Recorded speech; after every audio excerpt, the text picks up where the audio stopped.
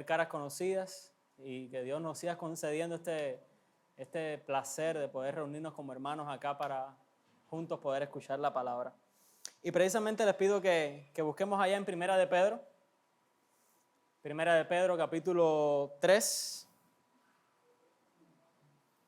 Primera de Pedro, capítulo 3. Hoy estaremos viendo los versos desde el 8 hasta el 22.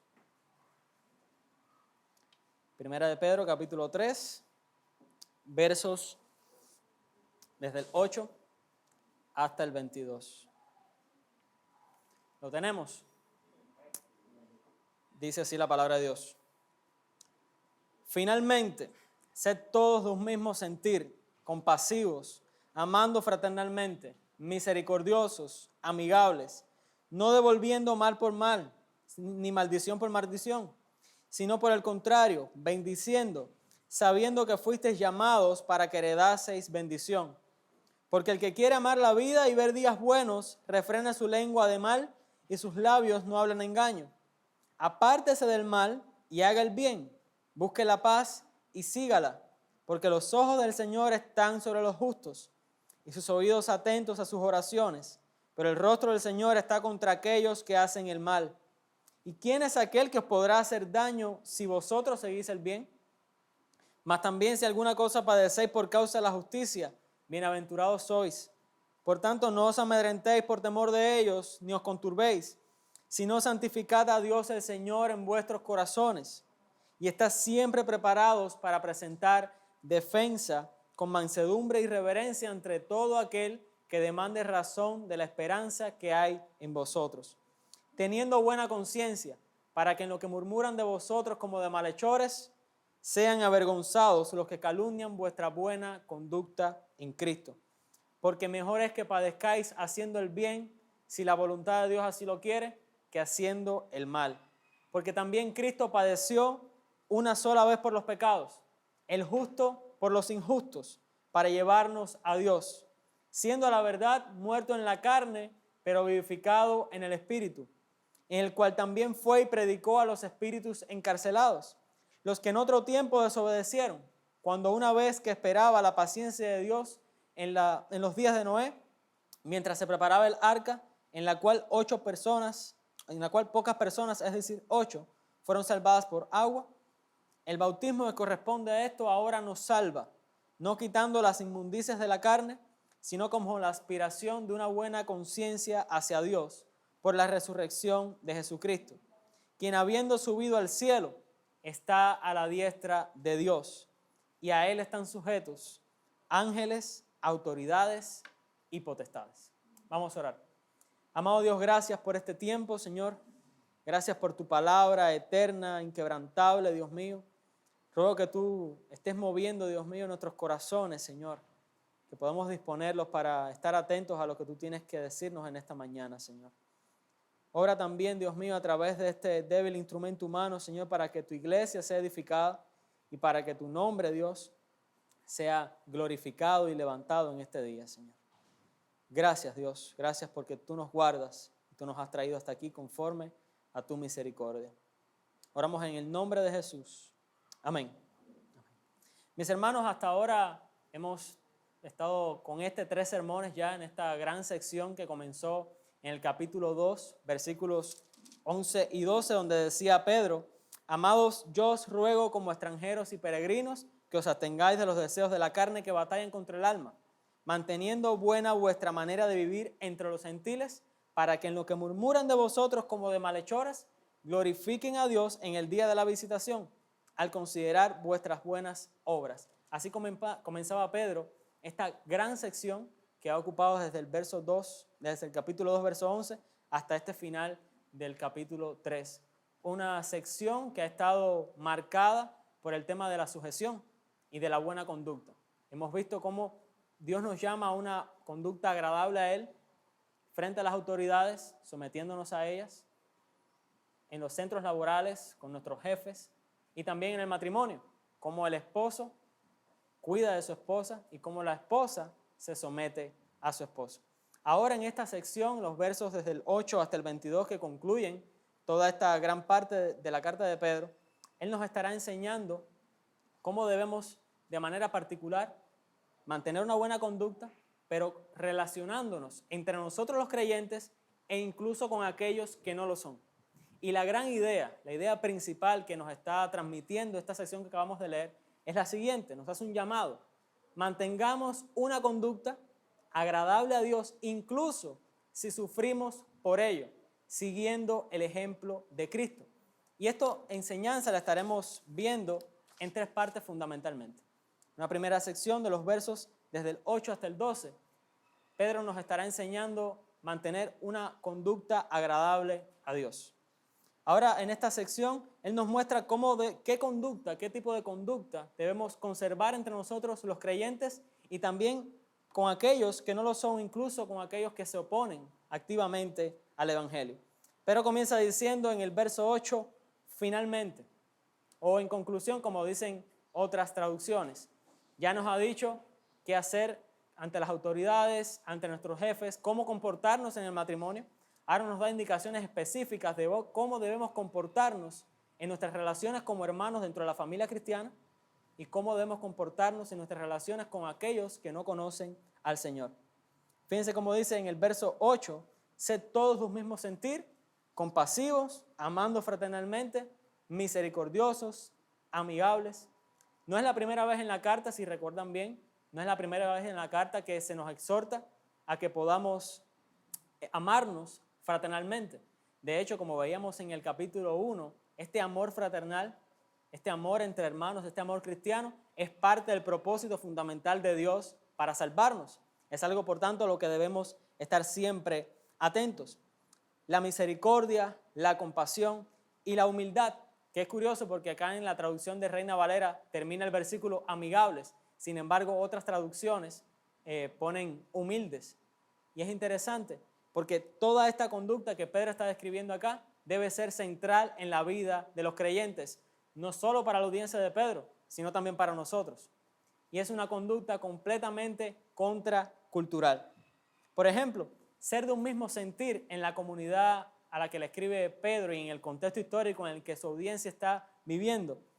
Ser de un mismo sentir significaba que en una comunidad todos abrazaban una misma fe y una misma tradición ética.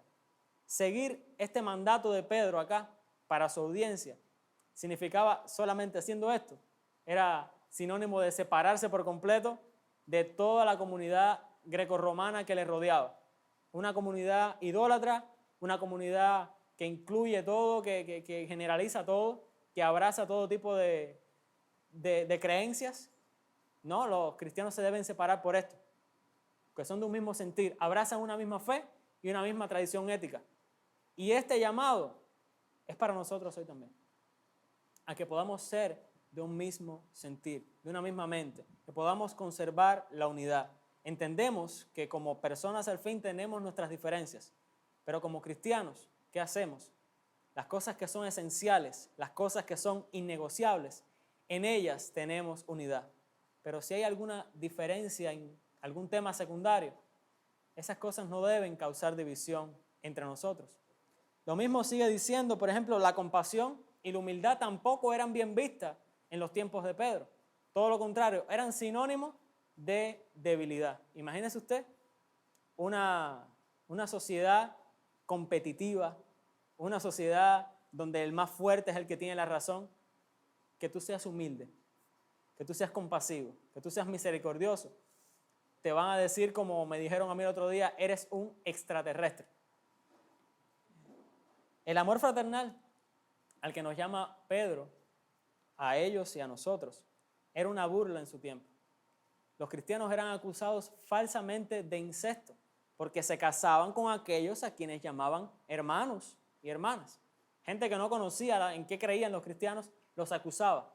Ustedes practican el incesto porque te estás casando con tu hermana y con tu hermano. Esta conducta a la que nos está llamando Pedro es completamente contraria a la que vivimos en el mundo, a la que se percibe alrededor. Así que cuando leamos esto no creamos que nos está demandando Pedro algo fácil, algo sencillo, sino que obedecer esto siempre va a traer consecuencias, siempre va a traer alguna clase de padecimiento. Lo trajo para su audiencia y lo trajo para nosotros hoy. Fíjense cómo termina el verso 9, luego de habernos exhortado a que no devolvamos el insulto con el insulto ni la maldición con la maldición. Sino por el contrario, dice al final del verso 9, bendiciendo, sabiendo que fuisteis llamados para que heredaseis bendición. El hecho de que como cristianos tengamos una herencia incorruptible en los cielos, una herencia esperando por nosotros, lo cual ya aprendimos en el capítulo 1, nos debe mover a nosotros a que empecemos desde ya a manifestar la santidad de la cual disfrutaremos en los cielos. Y de manera particular en nuestra manera de relacionarnos con los creyentes y con aquellos que no lo son. O sea, yo no devuelvo a mi vecino que me insulta, yo no le devuelvo el insulto. Al que me maltrata, yo no le devuelvo el maltrato, porque yo he sido bendecido y debo devolver bendición. El carácter que yo reflejo tiene que estar de acuerdo con el carácter de Dios.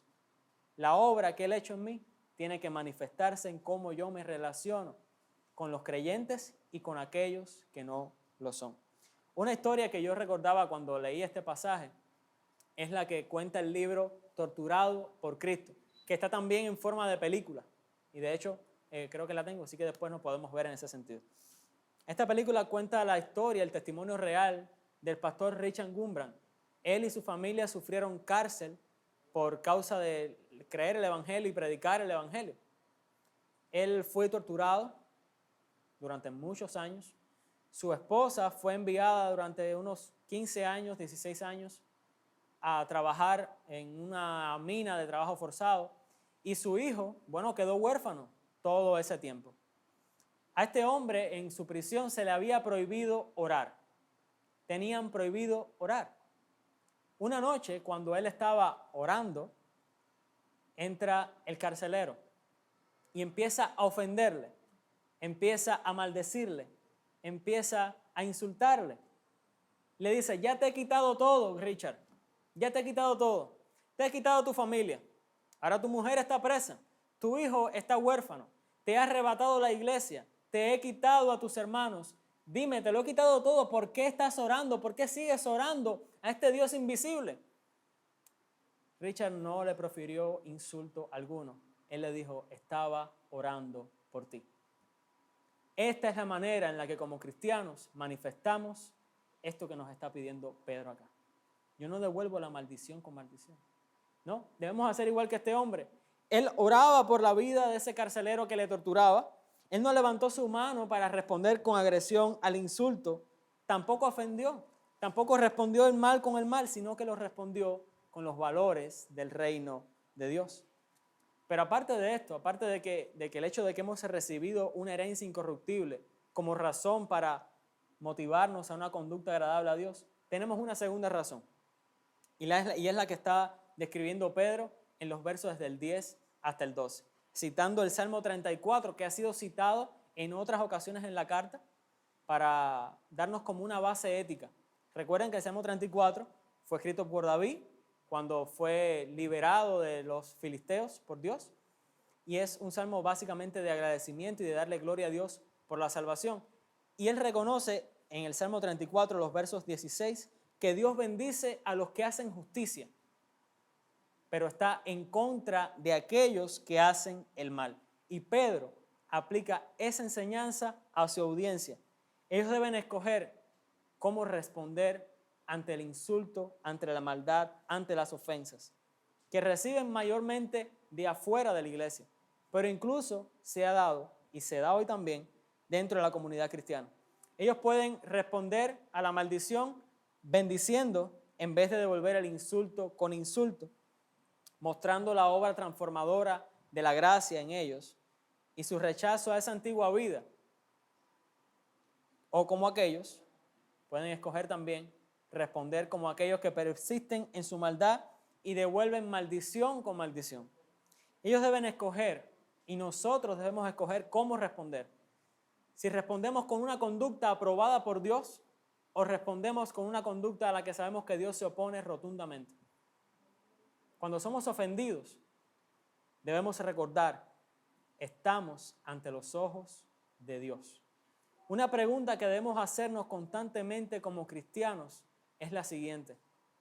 Esto que voy a hacer, la manera en la que voy a responder, esto que estoy pensando materializar, ¿agradará esto a Dios?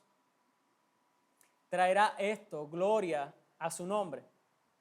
Es una pregunta que debemos hacernos en el día a día. Hacernos conscientes de que estamos siempre ante la presencia de Dios.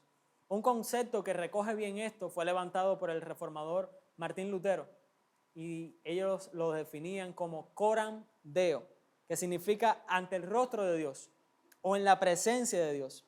Y vivir una vida ante el rostro de Dios es simplemente vivir completamente consciente de que siempre estamos ante sus ojos. Es someternos bajo su autoridad y buscar hacer aquello que traerá la mayor gloria a su nombre. De manera que la forma en la que debemos relacionarnos entre nosotros los creyentes y con aquellos que no lo son, debe estar marcada por estas cosas que nos pide Pedro. El amor, la compasión, la misericordia. Porque a esto fuimos llamados.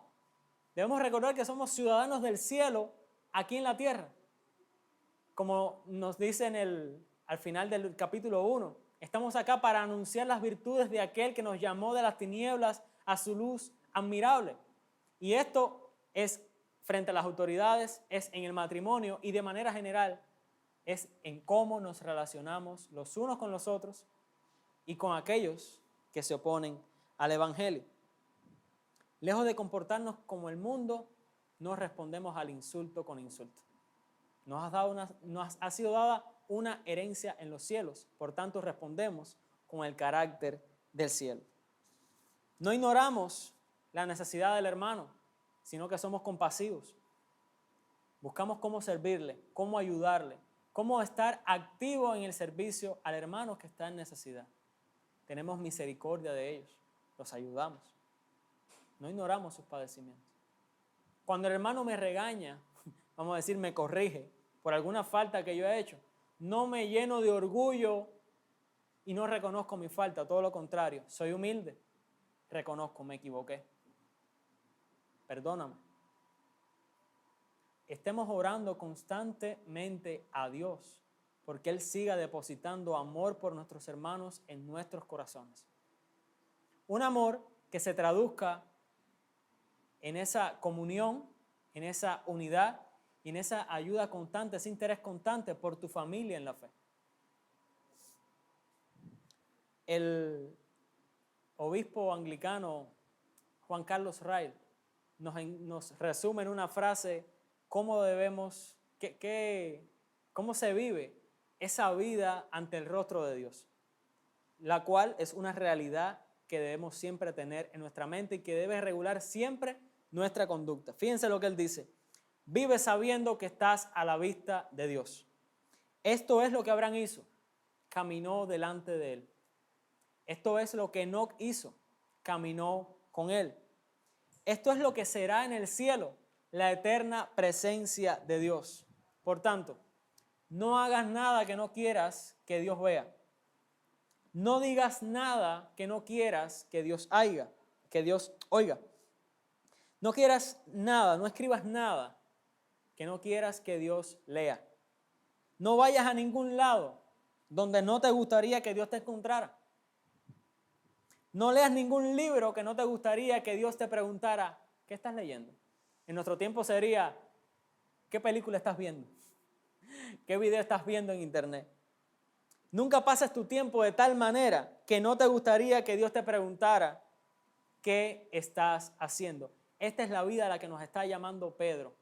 Una vida que muestra los valores del reino de Dios, vividos siempre ante la presencia de Dios, amando, estando en comunión, siendo compasivo, siendo misericordioso con nuestros hermanos y también con aquellos que se oponen al Evangelio. ¿Por qué? Porque por un lado somos ciudadanos del cielo y por otro Dios se agrada, se complace cuando nosotros hacemos aquello que está de acuerdo con su carácter y con su voluntad revelada en las Escrituras. Hermanos, la vida cristiana es una guerra. Usted lo ha experimentado.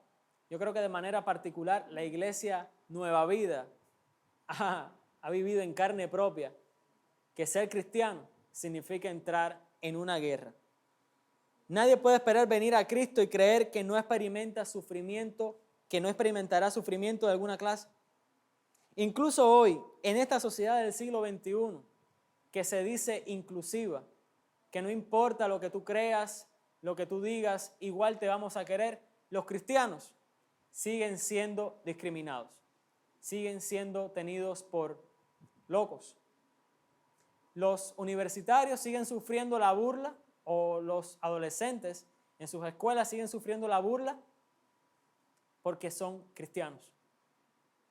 Los profesores incluso, y lo digo porque lo he visto, deciden dar malas calificaciones a los estudiantes simplemente porque son creyentes.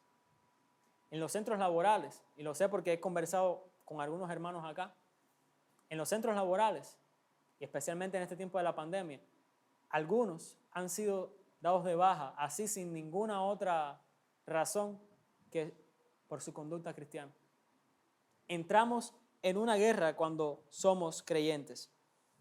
El verdadero creyente ha declarado la guerra al mundo y al pecado y debería estar dispuesto a aceptar las consecuencias de su fidelidad a Dios.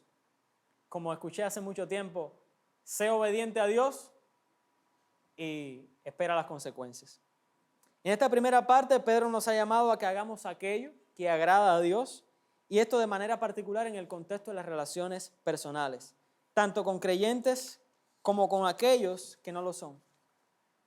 Y esto era algo difícil de hacer en los tiempos de Pedro y es algo difícil de hacer en nuestros días. Por eso es tan importante la enseñanza que Pedro nos estará dando en los versos desde el 13 hasta el 17. ¿Cuál es la actitud que debe tener el creyente cuando sufre haciendo el bien? ¿Cuál es esa actitud? Pedro la estará respondiendo en los versos del 13 al 17. Fíjense cómo comienza el verso 13. ¿Y quién es aquel que os podrá hacer daño si vosotros seguís el bien? ¿Quién es aquel que os podrá hacer daño si vosotros seguís el bien? La respuesta que Pedro da nos deja anonadados. Dichosos, nos dice. Bienaventurados los que sufren por causa de la justicia. ¿Qué daño puede hacernos el hombre que nos arrebate la herencia que tenemos en los cielos? Cualquier daño que podamos recibir del hombre no logrará arrebatarnos la herencia que tenemos en los cielos por medio de Cristo. Y es más, nos dice Pedro que somos dichosos cuando se nos concede sufrir por causa del Evangelio. Posiblemente recordando las palabras de su Señor y de nuestro Señor en el Sermón del Monte. Jesús decía en Mateo capítulo 5, versos del 10 hasta el 12, bienaventurados los que padecen persecución por causa de la justicia, porque de ellos es el reino de los cielos. Bienaventurados sois cuando por mi causa os vituperen y os persigan, y digan toda clase de mal contra vosotros mintiendo. Gozaos y alegraos, porque vuestro galardón es grande en los cielos, porque así persiguieron a los profetas antes de vosotros.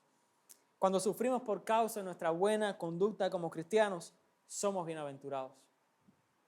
Y es una de las tantas maneras que tiene el Señor de mostrarnos que hemos abrazado el evangelio correcto, que vamos por el buen camino. Estamos sufriendo igual que sufrieron los apóstoles y los profetas y los mártires del pasado.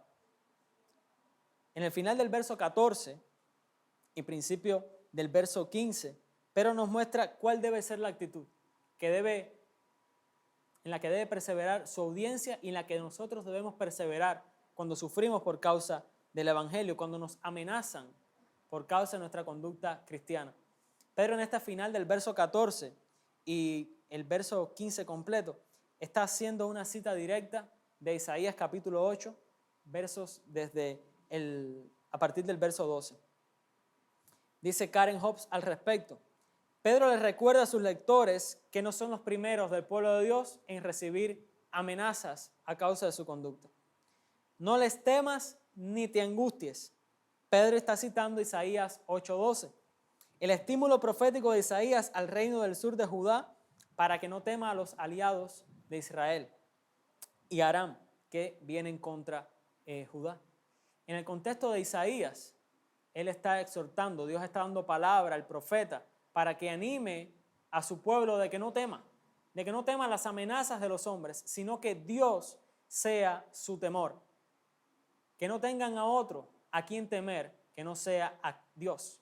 Y curioso porque Pedro usa a Cristo como ese Dios, o sea, vemos esa conexión que el Dios del Antiguo Testamento sigue siendo el mismo Dios del Nuevo Testamento.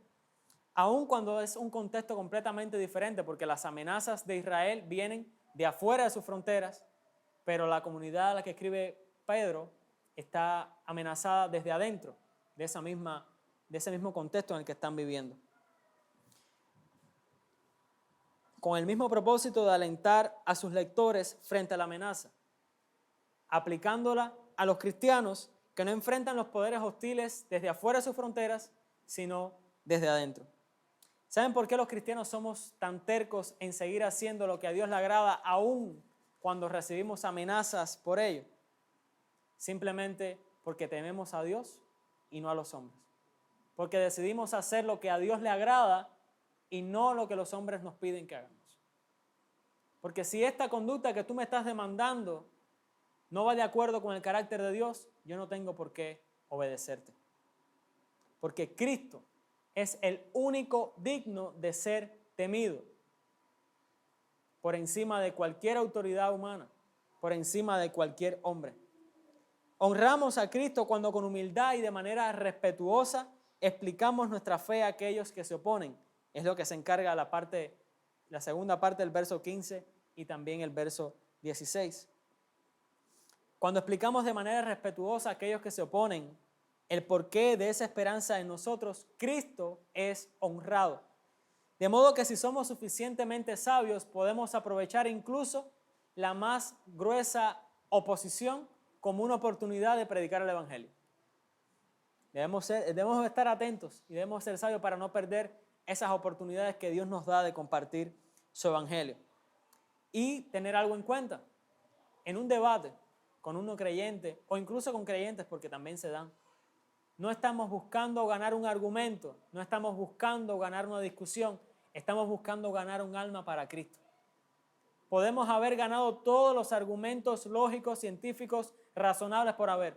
Si no hemos aprovechado para presentar a Cristo, ha sido un debate fallido. Ha sido una discusión que no tiene ningún valor.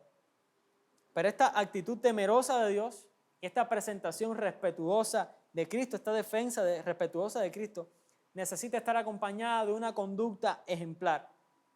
Miren cómo dice el verso 16, teniendo buena conciencia, para que en lo que murmuran de vosotros como de malhechores, sean avergonzados los que os calumnian por vuestra buena conducta en Cristo.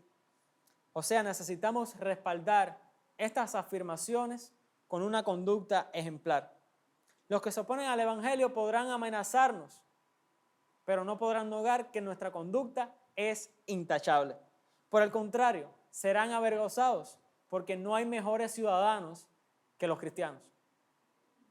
Si es la voluntad ser hallado sufriendo por hacer el bien, si es la voluntad de Dios ser hallado sufriendo por hacer el bien, que así sea, hermano. Es mucho mejor sufrir por hacer el bien que ser encontrado culpable por hacer lo malo. Y esa es la idea que transmite Pedro al final en el verso 17. Podemos estar sufriendo mientras hacemos lo bueno porque la voluntad de Dios así lo quiere. Y eso se convierte en un aliento para nosotros. No debemos tener temor si estamos padeciendo como cristianos. Porque uno, estamos haciendo lo que Dios le agrada. Segundo, Dios vengará a sus santos, como aprendimos cuando estudiamos el libro de Apocalipsis. Tememos a Dios. Nos sometemos a Dios ante todo. Y toda otra autoridad sabemos que se somete a Él. Nadie es más soberano que Él, así que hacemos bien en temer a aquel que está en control de todas las cosas. Dios está en contra de los que hacen injusticia. Ya Pedro nos los enseñó en la primera parte de este capítulo. Por tanto, aquellos que hacen sufrir a los creyentes, a quienes Pedro escribe, se han puesto bajo la ira de Dios. pero no solo aquellos que hacían sufrir a los creyentes hace siglos, sino aún hoy estos gobiernos, personas que hacen sufrir a la iglesia del Señor, que sepan que están bajo la ira de Dios. Y Dios no tardará en responder las oraciones de los justos que padecen. Y como vimos en Apocalipsis, Dios vengará la sangre de su iglesia, de aquellos que han sufrido por Él. El ejemplo de Pedro, cuando escucho siempre cuál debe ser esa actitud que debemos mantener cuando sufrimos haciendo el bien, vienen a mi mente 4 nombres: Pedro, Pablo, Silas y Juan. Dice Lucas, el Evangelio en el libro de Hechos, capítulo 5, versos 40 y 41, dice de Pedro y Juan: entonces llamaron a los apóstoles y luego de azotarlos, les ordenaron que no hablaran más en el nombre de Jesús. Después de eso los soltaron. Escuchen bien. Así pues, los apóstoles salieron del concilio, llenos de gozo por haber sido considerados dignos de haber sufrido por causa del Evangelio. Nosotros debemos conservar ese mismo gozo cuando Dios nos concede padecer por su nombre, cuando Dios nos concede padecer individualmente o como iglesia por su Evangelio. Hermanos, todavía en Filipos se oyen los cánticos de Pablo y Silas cuando después de haber sido golpeados, adoraban al Señor y oraban al Señor estando encadenados. Que también se escuchen nuestros cánticos cuando padecemos por causa del Evangelio. Que también se escuchen las alabanzas a Dios cuando estamos padeciendo mientras hacemos lo bueno. Cuando se habla de sufrir injustamente, ¿cuál es el primer nombre que les viene a la mente? Cristo, ¿verdad? No hay mejor ejemplo que ese. No hay mayor ejemplo que Cristo. Y este es precisamente el punto principal de Pedro. Pablo ha aparecido mucho, no sé si se habrán dado cuenta. Pablo ha aparecido mucho en la carta de Pedro, mencionado por nosotros la mayoría de las veces. Del 18 al 22, su punto es que podamos seguir el ejemplo de Cristo como alguien que padeció haciendo lo bueno. Ese es el punto culminante de Pedro en este pasaje. Él nos ha mostrado que debemos mantener una buena conducta, tanto entre nosotros los creyentes como con aquellos que no lo son, y debemos, ante todo, no temer las amenazas de los hombres, sino temer a Dios sobre todas las cosas. Ahora, en esta parte final, nos dará la última razón para seguir esta conducta, y es que ese es el ejemplo que tenemos en Cristo. Vamos a leer nuevamente y con toda intención y poniendo toda nuestra mente y todo nuestro corazón en el verso 18. Dice así: porque también Cristo padeció una sola vez por los pecados. ¿El justo por quién? ¿Para llevarnos a dónde? Para llevarnos a Dios, siendo a la verdad muerto en la carne, pero vivificado en espíritu. Hermanos, yo casi estoy 100% seguro que cuando el Espíritu Santo estaba inspirando las palabras de Pedro, él no pudo retener las lágrimas. Él había presenciado el padecimiento de su Señor todo el tiempo, hasta que lo negó. Y en ocasiones olvidamos eso. Cuando vemos a Pedro exhortándonos a que no temamos a los hombres, sino que temamos a Dios, olvidamos que él fue capaz de negar al Señor. Que el temor a los hombres, hubo un momento en su vida que el temor a los hombres fue mayor que el temor a Dios. Entonces estamos viendo la obra del Evangelio en la vida del apóstol.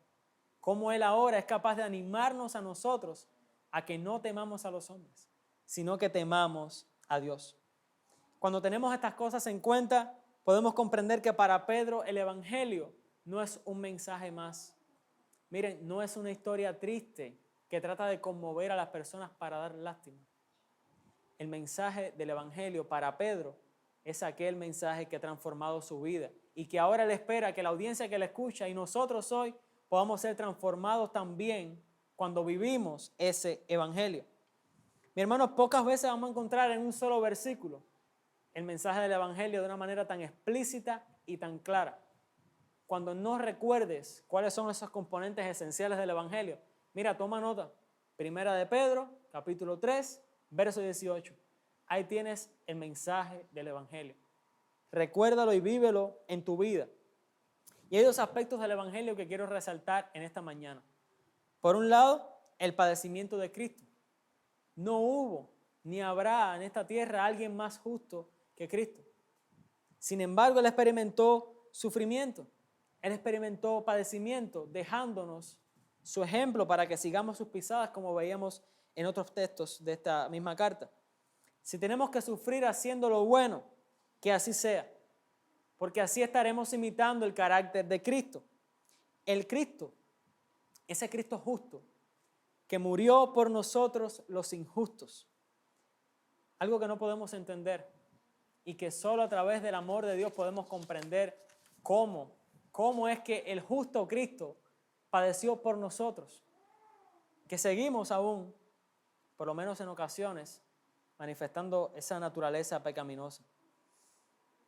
Y el otro aspecto que quiero resaltar del Evangelio en esta mañana es el propósito de esta obra de Cristo. Dice que fue para llevarnos a Dios. Por medio de su muerte y resurrección, Cristo logró lo imposible. Llevó a los injustos y pecadores hasta el mismo trono de Dios. Por esto, el cristianismo es completamente exclusivo. No que sea para una exclusividad de personas, sino que la salvación ocurre solo a través de Cristo. Porque solo Él ha resuelto el gran problema del hombre. Solo Él ha sido capaz de reconciliar al hombre pecador con el Dios santo y justo. Abracemos a Cristo, creamos en Cristo, confiemos en Él y no en nuestras obras. Debemos asegurarnos diariamente de que nuestra confianza en la salvación no está en la ley, no está en las obras, no está en lo bien que me porto, no está en cuánto leo, en cuánto no leo, está solamente en Cristo. Tú no puedes ir a Dios por ti mismo, no puedes salvarte por ti mismo. Por eso Cristo lo ha hecho por nosotros. Por eso Cristo lo ha hecho por ti y por mí que has creído en Él. Así de central y fundamental es el Evangelio. Y recuerdo con tristeza a una hermana que un día me preguntó por qué nosotros siempre cantábamos de Cristo. ¿Por qué siempre la cruz formaba parte de las canciones que cantábamos? ¿Por qué no podía faltar una predicación en la que no se hablara de otra cosa que no fuera del Evangelio, de Cristo y de su obra? Así en ese mismo tono, ella me dijo esa pregunta.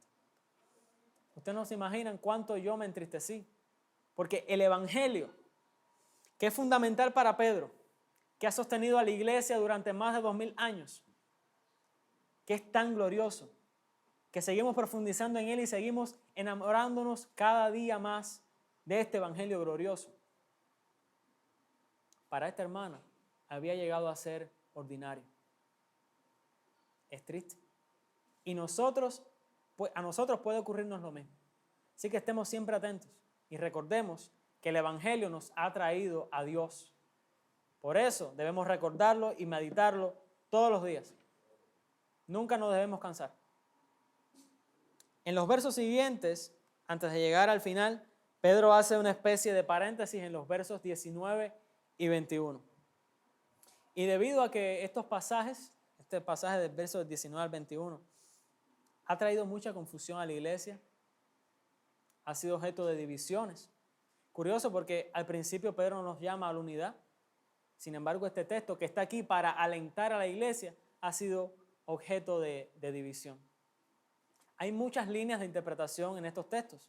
Entonces, quiero presentar lo que nosotros creemos a la luz del contexto histórico, bíblico y literario mismo de la carta, qué significa. Ahora, quiero que podamos leerlo una vez más. Dice el verso 19, en el cual también fue y predicó a los espíritus encarcelados, los que en otro tiempo desobedecieron cuando una vez esperaba la paciencia de Dios en los días de Noé, mientras se preparaba el arca, en la cual pocas personas, es decir, 8, fueron salvadas por agua. El bautismo que corresponde a esto ahora nos salva, no quitando las inmundicias de la carne, sino como la aspiración de una buena conciencia hacia Dios por la resurrección de Jesucristo. Fíjense que hasta ahora el apóstol Pedro nos ha estado exhortando una y otra vez a que mantengamos una buena conducta ante Dios, ante los hombres, con respecto a las autoridades, con respecto a los jefes, con respecto al matrimonio y de manera particular en este texto, mantener una buena conducta en nuestras relaciones con nuestros hermanos en Cristo, con aquellos que se oponen, temiendo a Dios y no a los hombres. ¿Ok? Este pasaje que vemos acá no está separado de ese contexto. Entonces, el significado de este pasaje está ahí para reforzar, para consolidar el argumento que hasta ahora ha hecho Pedro. Y el error de muchas que ha traído más confusión es el hecho de tratar estos versos aislados de su contexto. Así que cuando veamos un texto así complicado, que es difícil, hermano, podamos estar atentos al contexto en el cual se halla, porque puede traernos mucha luz con respecto a su significado.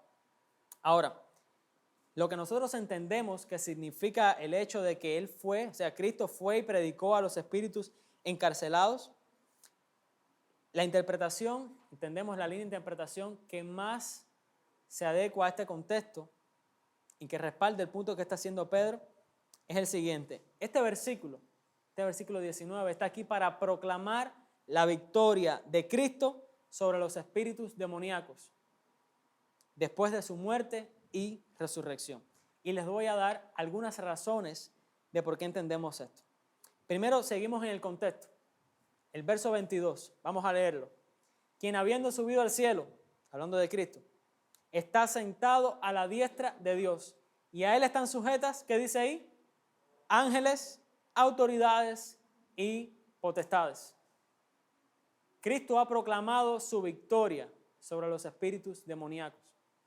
El tema de la autoridad ha recorrido toda esta sección y Pedro concluye diciendo, todas esas autoridades ahora se sujetan a Cristo. Entonces tiene sentido que entendamos que este verso lo que hace es proclamar la victoria de Cristo sobre esos espíritus demoníacos. Quizás podemos preguntarnos, y se puede considerar, ¿por qué no?, que estos espíritus encarcelados sean hombres. Hay otras líneas de interpretación que afirman que sean hombres. Ahora, ¿por qué nosotros entendemos que son ángeles? Bueno, precisamente porque la palabra espíritus, ese plural, no se halla en todo el Nuevo Testamento, salvo para referirse a los ángeles. Hay una sola ocasión en todo el Nuevo Testamento en que significa hombres. Por eso digo, hay varias opiniones, pero lo esencial, lo principal, lo que tú te debes llevar a tu casa es que Cristo ha vencido, hermano. Y todas las autoridades de ángeles, esos poderes demoníacos, ahora se someten al Cristo Redentor, al Cristo que reina por los siglos. Y se reafirma también esta palabra de ángeles, precisamente por la cita que hace en el verso 20 de los tiempos de Noé. Allí podemos encontrar quizás un motivo por el cual estos ángeles ahora padecen cárcel. Y es que se acostaron con mujeres, lo puedes buscar en Génesis 6, versículos del 1 hasta el 4. Por último, apoyo para esta línea de interpretación, debemos entender que esta línea que les he presentado, este significado de que este pasaje está aquí para proclamar la victoria de Cristo sobre los poderes demoníacos, esa fue la interpretación que se le dio en la literatura judía más temprana a lo que Pedro está escribiendo. O sea, es la interpretación más cercana que encontramos a esta misma carta. Cuando leemos el verso 21, el bautismo que corresponde a esto ahora nos salva, un pasaje favorito para los testigos de Jehová y que usan que este texto significa que el mero acto del bautismo trae salvación. Cuando consideramos este pasaje a la luz del contexto, nos damos cuenta de que no tiene nada que ver con ello. No es la manera, no es la intención de Pedro tratarlo de esa forma, sino que él mira más bien a los tiempos de Noé y cómo esa inundación de los tiempos de Noé prefiguran el bautismo cristiano. Las mismas aguas que trajeron juicio y catástrofe en los tiempos de Noé fueron las mismas aguas en las cuales él fue salvo a través del arca. Y del mismo modo, el bautismo cristiano, el bautismo actual, Cuando nos sumergimos en el agua, ¿qué estamos haciendo? Una declaración de muerte a la vida antigua, al viejo hombre, a las viejas prácticas pecaminosas que hemos abandonado cuando nos levantamos del agua, para, como un símbolo, hemos renacido de nuevo. Hemos tenido, por medio de la resurrección de Cristo, una nueva vida. Y esta imagen era de particular relevancia para la audiencia de Pedro. Una audiencia minoritaria, una audiencia de pequeños grupos que está sufriendo a causa de comportarse como Dios les demanda. Dice Donald Carson con respecto a este versículo: las mismas inundaciones que destruyeron a muchos salvaron a unos pocos. La misma visita que trae un juicio catastrófico sobre los pecadores que no se arrepienten trae una salvación gloriosa a los relativamente pocos en Asia Menor. Incluso cuando los números son pequeños, Dios es completamente capaz y está dispuesto a salvar a su pueblo. Los paganos de la época de Noé no se arrepintieron, y no debería sorprendernos que los paganos del siglo I a quienes escribe Pedro, y en el siglo XXI a quien hablamos nosotros, tampoco se arrepientan. En otras palabras, la referencia a Noé y su familia, y no menos importante, la referencia a esos números pequeños, pretende ser un estímulo para estos cristianos creyentes que están sufriendo porque son puestos en ridículo por los incrédulos de su tiempo. Después de todo, ellos están experimentando la misma gracia que Dios derramó sobre Noé. Y el verso 22 cierra toda esta gran sección de una manera que no podría ser diferente, dándonos el mayor de los alientos. Aquel siervo sufriente, estamos hablando de Cristo, el justo que padeció por los injustos, el justo que murió en nuestro lugar, que ha proclamado su victoria por encima de los poderes demoníacos, está ahora no en una cruz, no en una tumba, está sentado a la diestra de Dios, y todas las autoridades están sujetas a Él.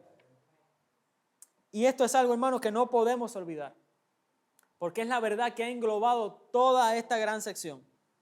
El gobierno absoluto de Cristo en nuestro pasaje y su ejemplo, atiendan bien su ejemplo, como uno que padeció siendo injusto, son nuestra motivación para una buena conducta entre los creyentes y con aquellos que se oponen, temiendo a Dios y no a los hombres. Vemos en Cristo el mejor ejemplo de todos, alguien que padeció injustamente pero que ahora está en gloria.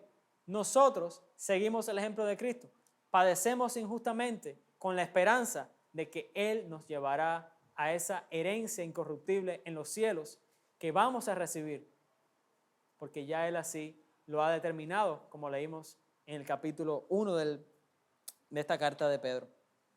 En esta última sección, no hay un solo mandato, solamente hay una clara exposición del Evangelio, una clara exposición de la autoridad soberana de Cristo sobre todo lo que existe.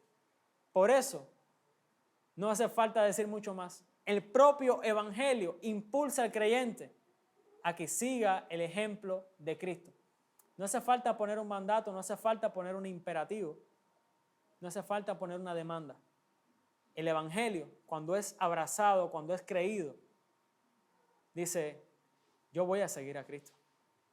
Yo voy a imitar su carácter, aun cuando eso conlleve el sufrimiento. Yo voy a obedecerle porque Él es la autoridad superior. No voy a temer al hombre porque toda autoridad está sometida a los pies de Cristo, incluso los poderes demoníacos. Entonces, mi hermano, quiero terminar en esta mañana recordándote que hemos sido exhortados a mantener una buena conducta en medio de nuestras relaciones personales, tanto entre los creyentes como con aquellos que no lo son. Hemos visto que hacer lo que le agrada a Dios puede hacer que experimentemos padecimientos por causa del Evangelio, pero que aún así no debemos tener miedo de los hombres, sino más bien temer a Dios. Y vimos por último el ejemplo de Cristo, como alguien que padeció injustamente, pero que ahora está sentado en gloria, y a Él se sujeta toda autoridad en los cielos y en la tierra. Basado en todo esto, les hago el mismo llamado que les hacía al principio. mantengamos una conducta agradable a Dios, incluso cuando sufrimos por ello, siguiendo el ejemplo de Cristo. Vamos a orar. Amado Señor, gracias por tu palabra. Gracias porque ella es eficaz, Dios. Gracias porque ella nos da vida, ella nos renueva, ella nos fortalece, ella nos anima. Te ruego, Padre, que podamos abrazar esta verdad, que podamos vivirla a diario, Señor. Que tu evangelio siga siendo central en nuestra adoración, siga siendo central, Señor, en cómo caminamos en este mundo, entendiendo que toda autoridad en los cielos y en la tierra se somete, Señor, a ti, mi Señor amado Jesucristo.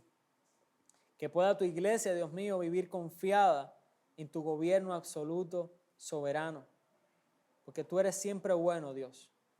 Ayúdanos a estar y permanecer confiados en ti, mostrando tu carácter a donde quiera que vamos, Señor. En el nombre de Jesús te lo pedimos. Amén.